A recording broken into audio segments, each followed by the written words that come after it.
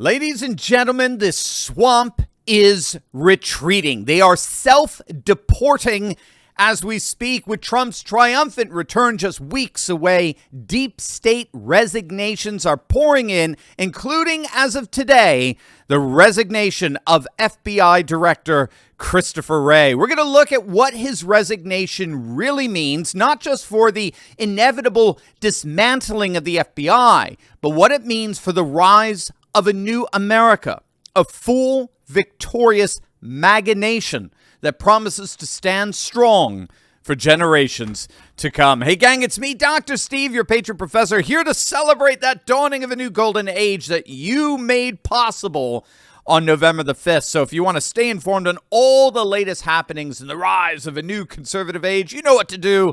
Make sure to smack that bell and subscribe button. Before we dive in here, gang, obviously our country witnessed a moment we'll never forget. We saw a man get shot, stand up, fist in the air, and in defiance scream out, "Fight!" Now, sadly, too many of us have lost our fight. And that's exactly how the globalists want it. They want us weak. They want us out of shape, full of estrogen and microplastics. This is why we're so excited to partner with Choq. Choq offers a whole lineup of products formulated to increase your energy, your focus, detoxify your body, and based on clinical studies, boost your testosterone. In fact, the ingredients in the Choq Male Vitality Stack have been clinically studied to boost free testosterone by 87% in just 21 days. Unlike gimmicky vegetable pills or powder, you'll feel the difference and you'll have the clinical studies to back it up. And right now you can get 25% off your Choq subscription for life. You heard that right, for life. Just go to choq.com, that's spelled CHOQ.com, and use the promo code Turley. That's 25% off any subscription for life, and you can cancel anytime. Choq is made in America, and their all-American customer service team is standing by to assist you. It's time to make men's vitality great again. Get Choq today. That's CHOQ.com, CHOQ.com, promo code Turley, or you can text them or call them at 50-CHOQ-3000. That's 50-CHOQ-3000. The embattled FBI Director Christopher Wray has resigned in disgrace. He made the announcement yesterday saying that he thought it was best to avoid a protracted battle with the incoming Trump administration. Yeah, right. Trump, of course, has chosen Kash Patel to replace Wray. On his way out, Wray said, quote, "Our adherence to our core values, our dedication to independence and objectivity, and our defense of the rule of law, those fundamental aspects of who we, the FBI, are, must never change." I'm literally nauseous just reading that. I mean, if you're the least bit familiar with Wray, you'll know the sheer deceptive, duplicitous swampiness of that statement could not possibly be exaggerated. I mean, this is the guy who oversaw an agency that blatantly interfered in the 2020 election by covering up the Hunter Biden laptop and pressured big tech companies like Twitter and Facebook to suppress the story. This is the guy who prosecuted independent conservative journalists for just even covering J6. It was under his tenure that FBI agents orchestrated the entrapment surrounding a fabricated kidnapping plot that targeted Democrat Michigan Governor Gretchen Whitmer. And let's not forget, he actually investigated concerned parents who showed up at woke school board meetings. He investigated them as domestic terrorists. This guy is as scummy and as swampy as you can possibly get. So, needless to say, Wray's resignation has been a long time coming. Even FBI agents, they've long demanded his resignation as one whistleblower after another, all surfaced to expose the rampant abuse inside the Bureau. Abuse that Wray not only knew about and tolerated, but actually participated in. The whistleblowers confirmed that Wray had been informed numerous times of a number of abuses within the Bureau, but did absolutely nothing to rectify that. Remember, one of the most shocking discoveries that Kash Patel made in his investigations of the FBI under Trump's first term was that their entrapment of General Mike Flynn was actually a pervasive pattern throughout the agency.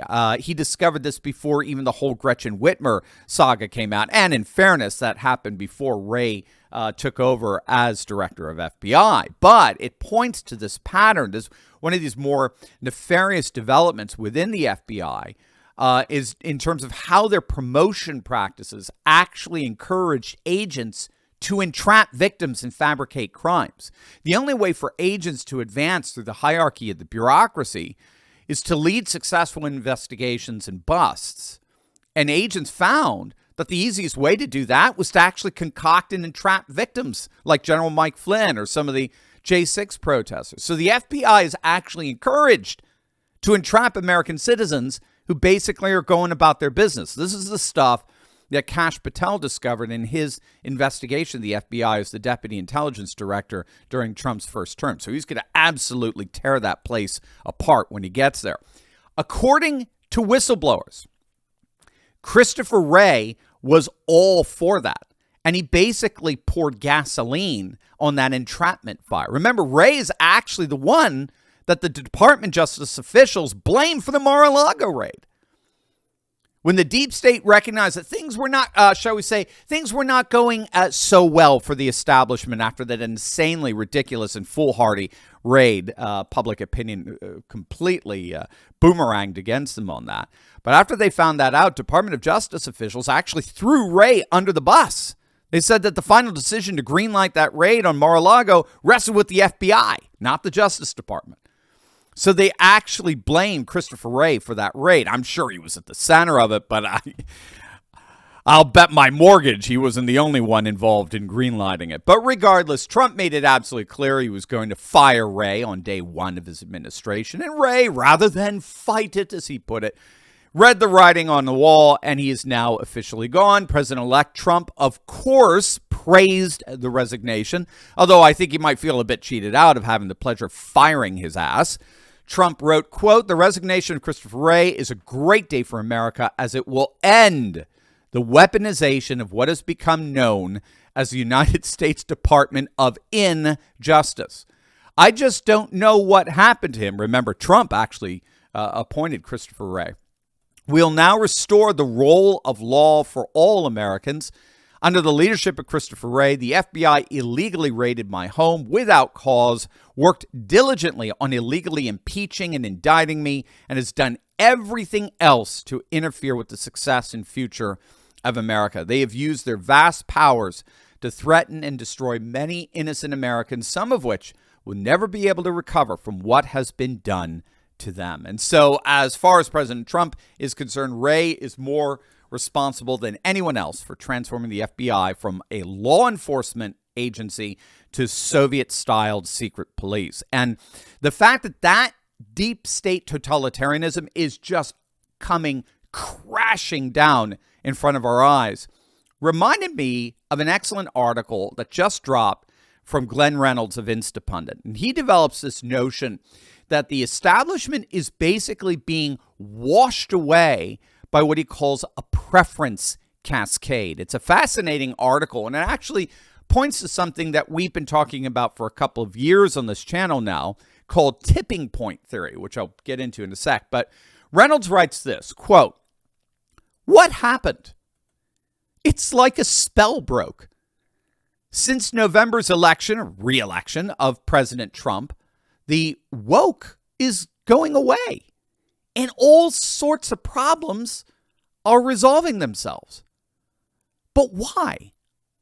Well, like us, Soviet citizens knew their system was founded on lies, but the system kept them isolated, unaware that so many of their fellow citizens felt the same way and unable to come together to act.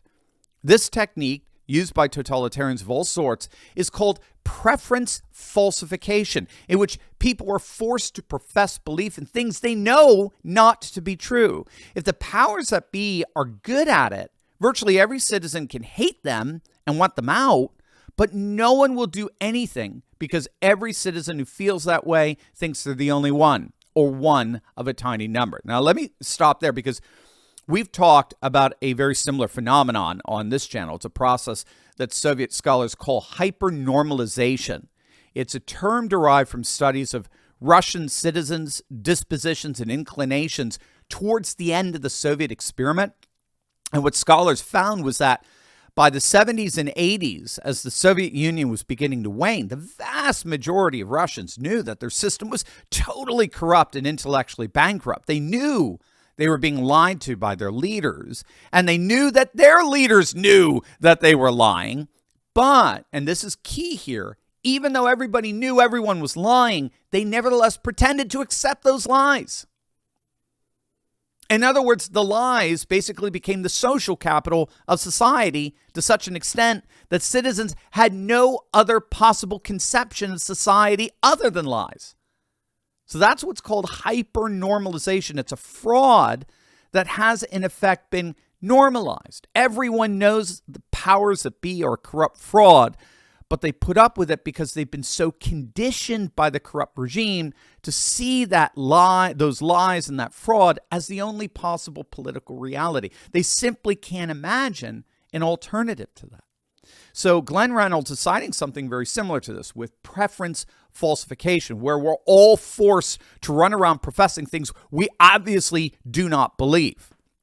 Glenn goes on, quote, "This works until something breaks the spell and the discontented realize that their feelings are widely shared, at which point the collapse of the regime may seem very sudden to outside observers or even to the citizens themselves.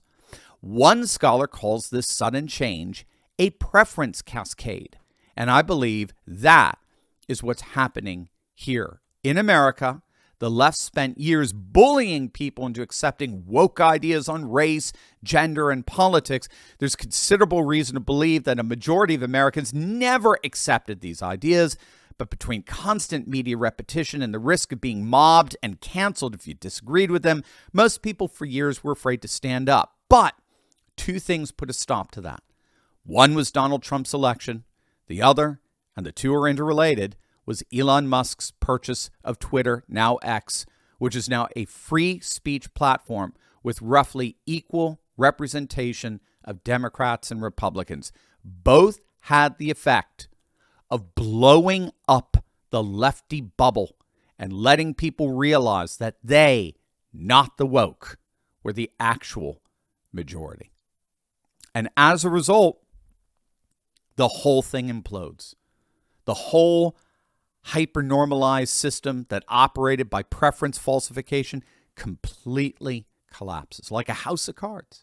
We saw it with the Soviet Union. We saw it in Eastern Europe. We saw it with the Berlin Wall. And now we're seeing it with the woke status quo. And I really do think that's what we're seeing, something akin to, we talk about tipping point theory often on this channel. According to tipping point theory, all you need really is about 20 to 25% of the population to rise up and be dedicated adherents to a new paradigm for people to start migrating en masse to that new paradigm. So scholars have actually studied how mass populations move away from one political or cultural paradigm like communism to another. Sometimes it's very opposite, right? Like freedom, right? And what they found is that you need about 20 to 25% of the population to move in that direction first. And they got to be all in, and they got to be vocal, and they got to stand up. But if you got that 20 to 25%, then all you need is something like a preference cascade to set in where the majority realize that they actually share those sentiments, those 20, 25%, because they are representative of the majority, as it turns out. And the moment they realize that, the whole thing just comes crashing down. It's over. That's tipping point theory. And it really does look like the swamp is reading that tipping point writing on the wall. Christopher Wray's resignation indicates that the days of the deep state are indeed coming to an end. A new golden age is dawning. MAGA is the paradigm of the future.